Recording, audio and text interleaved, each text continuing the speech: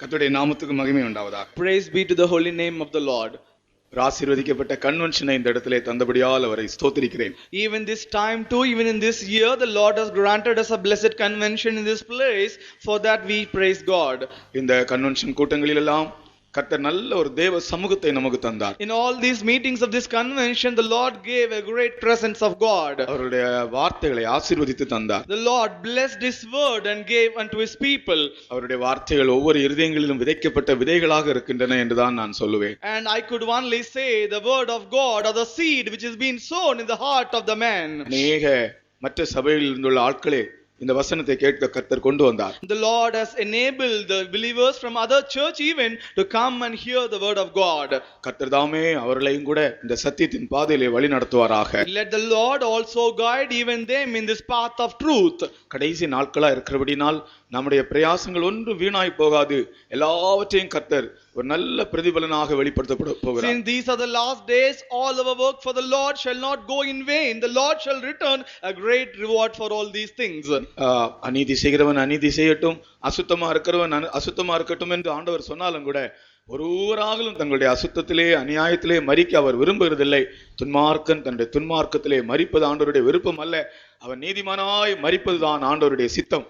Though the Lord has said, let the unrighteous be unrighteous, let the unclean be unclean, but it was never the desire of the Lord that anyone should die in unrighteousness, but the Lord is feeling that all the unrighteous should be made righteous. கர்த்தருடைய பரிசுத்தவான்களுடைய மரணம் அவருடைய பார்வையிலே அருமையானதா இருக்கிறது. The death of the saints of God is precious in the sight of the Lord. கர்த்தருக்கு ஸ்தோத்திரம். Praise be to God. ஆகவே நாம் மரிக்கும்போது அசுத்தர்களாய் மரிக்க கூடாது, நாம் எல்லாரும் பரிசுத்தவான்களாய் மரிக்க வேண்டும். Therefore, when we die, we should not die as unrighteous or unclean. We should die as saints of God. மரணத்தை பற்றி கவலையே இல்லை. There is no worry about death. மரணம் வாழ்க்கையினுடைய முடிவல்ல. Now, the death is not the end of life. மரணம் இன்னொரு வாழ்க்கையினுடைய தொடக்கமாக இருக்கிறது. Death is entry into a different perpetual life. அதனால நாம் மரணத்தை பற்றி கவலைப்படக்கூடாது. Therefore, we should not worry about death. நாம் ஆயத்தமாக இருக்க வேண்டும். We have to make ourselves ready and prepare for the death. எந்த நேரத்திலே கர்த்தர் என்னை அழைத்தாலும் நான் ஆயத்தமாக இருக்கிறேன் என்று சொல்ல வேண்டும். We have to proclaim and say, whatever the time the Lord may call me, I am ready, Lord.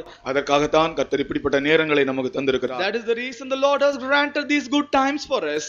இந்த கன்வென்ஷனின் கடைசி கூட்டம் இன்றைக்கு சாயங்காலம் அதையும் கர்த்தர் ஆசீர்வதிக்க வேண்டும். The last and the final meeting of this convention will be the evening meeting. Even that meeting the Lord should bless and give. பக்தி வைராக்கியமுள்ள ஒரு ஜீவியம் செய்யும்படியாக நான் உங்களுக்கு புத்தி சொல்லுகிறேன். Today this morning I give a good counsel to you, saying that do a righteous edified life. ஏனோ தானோ என்று ஜீவிக்க கூடாது. You should not live a life just for granted. கடமைக்காக நாம் ஜீவிக்க கூடாது. You should not do this Christian life just for granted. வைராக்கியமான ஒரு ஜீவியம் செய்ய வேண்டும். We have to do a zealous a life with zeal. யோவான் ஸ்நானன் எரிந்து பிரகாசிக்கிற விளக்காக இருந்தானா. John the Baptist was able to be a lamp which should arise and shine. He was a burning and a shining light. He was a burning and a shining light. அவன் எரிந்து பிரகாசிக்கிற விளக்காக இருந்தான். John the Baptist was a burning and a shining light. யோவான் எப்படி பிரகாசித்தான்? How did John Baptist bright? யோவான் பிரகாசிக்கிற ஒரு விளக்காக இருந்தான் என்றல்ல, யோவான் எரிந்து பிரகாசிக்கிற விளக்காக இருந்தான். He was not only a brightening light, he was a burning and a brightening light. அந்த எரிந்து என்று சொல்வது நம்முடைய வைராக்கியத்தை காண்பிக்கிறது. The word which says burning reveals our zeal for the Lord. நாம் ஏதோ ஜீவிக்கிறவர்களாக அல்ல, நாம் வைராக்கியமாக ஜீவிக்கிறவர்களாக இருக்க வேண்டும். Now we should not lead an ordinary life, but we should lead a life of zeal. தேவாவியானவர் நம்மை பற்றி வைராக்கிய வாஞ்சியாக இருக்கிறார். The Spirit of God has got a zeal concerning our souls. அநேக தேவனுடைய பிள்ளைகளுடைய வாழ்க்கையிலே வைராக்கியம் குறைந்து போகிறது. In the life of many children of God these days, they shortcome or they fall in the zealous of God. அவர்கள் ஜீவிக்கிறார்கள், ஆனால் வைராக்கியமாய் ஜீவிக்கிறதில்லை. They are leading a life but not leading a life with zeal. இனியுள்ள நாட்களிலே நாம் வைராக்கியமாக ஜீவிக்க தீர்மானம் In the days to come, let us take a resolution that we may lead a life of zealous in the Lord. இந்த உலகத்தில் உள்ள ஒன்று நம்மோடு வராது. Nothing of this world will pursue our life. ஆனால் நமக்கு தேவன் தந்திருக்கிற ஆவிக்குரிய ஆசீர்வாதங்கள் தான் நம்மோடு வரும். But the spiritual blessing, the divine blessing what the Lord has granted in our life will pursue. ஆண்டவர் உங்களுக்கு கொடுத்திருக்கிற வீடுகளோ, ஆண்டவர் உங்களுக்கு கொடுத்திருக்கிற கார்களோ, ஆண்டவர் உங்களுக்கு கொடுத்திருக்கிற பிள்ளைகளோ ஒன்று உங்களோடு இந்த பூமிக்குரிய ஆசீர்வாதங்கள் ஒன்று உங்களோடு வராது. The house the Lord has granted you, the car that the Lord has granted you, or even your children what the Lord has granted you, none of these earthly blessings will pursue you. ஆனால் நாம் ஆவிக்குரியவர்களாய் ஜீவித்தால், ஆவிக்குரியவர்களாய் நம்முடைய பிள்ளைகளை வளர்த்தால் கடைசி வரைக்கும் அது நம்மோடு கூட வரும். But if you can live a spiritual life, if you are able to bring up our children in a spiritual manner, it shall lead us unto the last day. பூமிக்குரிய காரியங்கள் ஒரு பெரிய விஷயமே அல்ல. These earthly things are not a great things at all. ஒரு மனுஷன் பூமிக்குரிய காரியங்களை பற்றி எனக்கு ஆண்டவர் இப்படி செய்தார் அப்படி செய்தார்னு சொல்லி ஒரு லிஸ்ட் அப்படியே சொல்லிக்கொண்டே போனால் அது ஒரு பெரிய விஷயம் அல்ல. Any man if it proclaim a list saying the Lord has done this and that for me, the earthly blessing, that is nothing. ஒரு முறை ஒரு பிசினஸ்காரர் எழும்பி சாட்சி சொன்னார். One occasion a businessman rose up and he gave a testimony. எனக்கு அங்கே 4 factory இருக்கிறது, இங்கே 5 ஃபேக்டரி இருக்கிறது, எனக்கு கர்த்தர் இப்படி ஆசீர்வதித்தார், எனக்கு அங்கே இப்படிப்பட்டதான வேலைக்காரர் இருக்கிறார்கள், எனக்கு கீழே இவ்வளவு வேலை செய்கிறார்கள், இப்படி எல்லாம் அவர்கள் அடுக்கிக் கொண்டே போனார். His testimony was, I have 5 factories here and 4 there, and the Lord he blessed him so and so in the earthly blessing. However, this many workers under me. He was just telling one by one. ஆனால் அவருடைய சாட்சியிலே அவர் தான் எப்படி இருக்கிறார் தேவ சமூகத்தில் என்று ஒரு வார்த்தை கூட சொல்லவில்லை. But in his testimony he did not even utter one word saying how is his spiritual life in the presence of God. நாம் சொல்ல வேண்டும், நான் தேவனுக்கு முன்பாகவும் மனுஷருக்கு முன்பாகவும் குற்றமில்லாத மனசாட்சி உடையவனாய் ஜீவிக்கிறேன் என்று சொல்ல வேண்டும். We should be able to confess in the presence of the Lord saying before men and before God, I have a conscience, a pure conscience without any blame. எனக்கு ஆண்டவர் தந்திருக்கிறதான வெளிப்படுத்தலுக்கு ஏற்றபடி என் ஆவிக்குரிய ஜீவியத்திலே நான் வளர்ந்து கொண்டே இருக்கிறேன் என்று எல்லாருக்கும் முன்பாக சாட்சி சொல்ல வேண்டும். We should be able to testify before the congregation saying that according to the light of the revelation of the counsel that the Lord has granted me, I am doing a blemishless life. ஆண்டவர் என்னை பக்குவப்படுத்திக் கொண்டே இருக்கிறார், என்னை ஆயத்தப்படுத்திக் கொண்டே இருக்கிறார் என்று நீங்கள் சாட்சி சொல்ல வேண்டும். You should stand up and say the Lord is preparing us, he is grooming me, he is molding me for his coming. கர்த்தர் இந்த நாட்களிலே அப்படிப்பட்ட ஒரு கிரியை தான் நம்மளை செய்கிறார். And in these days the Lord is performing such a great magnificent work in our life. இந்த உலகத்தில் நமக்கு எல்லாம் இருந்தாலும் அது ஒரு பெரிய விஷயம் அல்ல, இந்த உலகத்தில் நமக்கு ஒன்று இல்லாமல் இருந்தாலும் அதுவும் ஒரு பெரிய விஷயம் அல்ல. If we have all the blessing in this world, that is not a great thing. Even if you have nothing matter at all. ஆனால் ஆவிக்குரியபடி நான் கர்த்தருடைய சமூகத்திலே தேவ சித்தம் செய்கிறேன் என்று சொல்ல வேண்டும் தைரியமாக. தேவ சித்தம் செய்கிறேன், ஒரு சின்ன விஷயத்திலும் கூட நான் தேவ சித்தம் செய்கிறேன், இப்படிப்பட்ட சாட்சிகள் சொல்ல வேண்டும். But in the presence of God we should be able to testify saying that I do the will of God. அது கேட்கும்போது ஜனங்களுக்கு நடுக்கம் உண்டாகும். When the people hear your voice they shall be trembled. ஒரு சகோதரன் சொன்னார், one brother gave a testimony, ஒரு சிறிய காரியத்திலும் கூட நான் தேவனுடைய ஆலோசனையின்படி செய்ய ஆண்டவர் எனக்கு உதவி செய்கிறார். And the Lord is helping me even in small matters to do it according to the counsel of God. தேவ சித்தம் நாம் செய்ய வேண்டும். We have to do the will of God. நம்முடைய ஜீவியம் ஒரு விசேஷமான ஜீவியம். That is a peculiar, a special life. நம்ம ஜீவியத்தை பற்றி சிந்திக்க போனால் பெரிய சந்தோஷம் உண்டாகும். And when we think of that life there shall be a great joy. நம்முடைய சந்தோஷம் எப்படிப்பட்டது? How is our joy?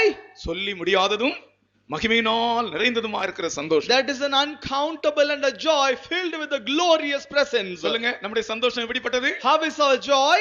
சொல்லி முடியாததும் மகிமையினால் நிறைந்ததுமா இருக்கிற சந்தோஷம். That is an uncountable and a glorious joy. நமக்கு தந்திருக்கிற வாக்குத்தத்தம் எப்படிப்பட்டது? How is the promise that the Lord has granted us? மகா மேன்மையும் அருமையுமான வாக்குத்தத்தம். That is a magnificent and good promise of God. சொல்லுங்க, நம்முடைய வாக்குத்தத்தம் எப்படிப்பட்டது? How is our promise? மகா மேன்மையும் அருமையுமான வாக்குத்தத்தம். Precious promises. நாம் பேசுகிற பாஷை, நாம் பேச போகிற பாஷை எப்படிப்பட்ட பாஷை? What is that language, the tongue what we speak? நாம் பேச போகிற பாஷை எது? தமிழா? Is that Tamil that we speak in heaven? இல்ல இங்கிலீஷா? Otherwise is it English? எந்த பாஷை பேச போகிறோம்? What language are we going to speak in heaven? நம்முடைய பாஷை எப்படிப்பட்டது? How is our language? மனுஷர் பேசாததும் வாக்கு கடங்காததுமான ஒரு பாஷை. That is an uncountable language which no men can speak. சொல்லுங்க, மனுஷர் பேசாததும் வாக்கு கட்டாததுமான பாஷை. There in the scripture 2 கொரிந்தியர் 12:2-3 அங்கே அப்போஸ்தலனாகிய பவுல் அங்க பரலோகத்துக்கு போனபோது 3ஆம் வானம் வரைக்கும் எடுத்துக்கொள்ளப்பட்டாரு. அங்க போனபோது அங்க பேசப்பட்ட பாஷை என்ன பாஷை? when Saint Paul the மனுஷர் பேசாததும் வாக்கு கட்டாததுமான பாஷைகளை நான் பேச கேட்டேன். வாசிங்க, நம்முடைய பாஷை எப்படிப்பட்ட பாஷை? சொல்லுங்கள். How is our language? எப்படிப்பட்ட பாஷை? How is our tongue? மனுஷர் பேசாததும் this tongue no man can speak. வாக்குக்கு எட்டாததுமான பாஷை. That is the precious language, and this language no one can tell. அந்த பாஷை பேச விரும்புறவங்களா கை எடுத்துங்க பாருங்க. Although have a desire to speak that language. கர்த்தருக்கு ஸ்தோத்திரம். Praise be to God. அது எப்ப பேசுவோம்? When will we speak that language? எப்ப இந்த உலகத்துல இருந்து நான் கடந்து போறோமோ அப்பதான் பேச போறோம். The moment when we leave this world, we'll be able to speak in that language. ஆனா இந்த உலகத்துல நமக்கு ஒரு அந்நிய பாஷை தந்திருக்கிறார். In this world, the Lord has given us unknown tongue. பரலோகத்துல நாம் போய் மனுஷர் பேசாத பாஷையை பேச போகிறோம். In the heaven we shall go and speak a language which no man can speak. இனி நம்முடைய மகிமை எப்படிப்பட்ட மகிமை சொல்லுங்கள். Now henceforth, how is our glory? நம்முடைய மகிமை நித்திய கன மகிமை. Our glory is the eternal, a perpetual glory. சொல்லுங்கள். நம்முடைய மகிமை நித்திய கன மகிமை. Our glory is eternal and a perpetual glory. கர்த்தருக்கு ஸ்தோத்திரம். Praise be to God. நம்முடைய சுதந்திரம் எப்படிப்பட்ட சுதந்திரம்? What kind of inheritance do we have? அதிக மேன்மையும் நிலை உள்ளதுமான சுதந்திரம். It is more precious and established forever. சொல்லுங்கள். அதிக மேன்மையும் நிலை உள்ளதுமான சுதந்திரம். இப்ப தொடக்கத்துல இருந்து நம்முடைய சந்தோஷம் How is our joy? சொல்லி முடியாததும் மகிமையால் நிறைந்ததுமான சந்தோஷம். It's an நம்முடைய வாக்குத்தத்தம் மகா மேன்மையும் அருமையுமான வாக்குத்தத்தம். நம்முடைய பாஷை மனுஷர் பேசாததும் வாக்கு கெட்டாததுமான பாஷை. நம்முடைய மகிமை நித்திய கன மகிமை. நம்முடைய சுதந்திரம் அதிக மேன்மையும் நிலையுள்ளதுமான மகிமை சுதந்திரம். இதை சொல்லிட்டே இருந்தா அப்படியே இந்த கூட்டத்தை முடிச்சிடலாம். இன்னொரு தடவை சொல்லலாமா? நம்முடைய சந்தோஷம். சகோதரங்களுக்கு சந்தோஷமே இல்ல போல இருக்கு. எல்லாம் முழங்கணும். இப்போ நம்முடைய சந்தோஷம் எப்படிப்பட்ட சந்தோஷம்? நம்முடைய சந்தோஷம் எப்படிப்பட்ட சந்தோஷம்? கரெக்டா சொல்லுங்க.